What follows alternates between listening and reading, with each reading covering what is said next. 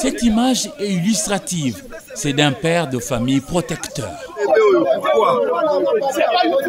Ce responsable en partance pour l'école de son jeune enfant a vu sa route être interrompue pour être passé devant la résidence de la ministre Bestine Kazadi Litabala, située sur l'avenue Colonel Lebea à la Gombe. Ces policiers commis à la garde de ce membre du gouvernement central ont estimé que monsieur a enfreint la loi en voulant garer devant cette résidence. Pire, ces policiers ont troué à l'aide de baïonnettes 3 de ces 4 pneus, occasionnant l'arrêt du véhicule et donc un bouchon empêchant la circulation aisée.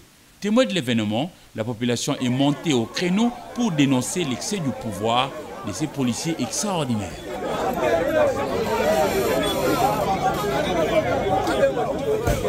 Ce jeune Congolais a assisté à tous les calvaires subis par la victime et son jeune enfant de cet excès de pouvoir.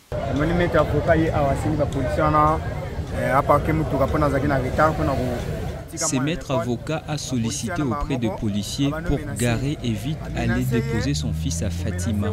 Mais eux l'ont mal pris et ont commencé à les battre.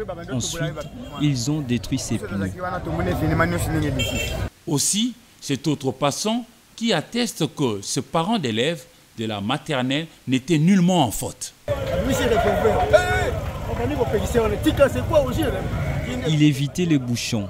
L'un des policiers l'a giflé et l'autre a sorti son arme pour menacer alors qu'il n'était pas en tort.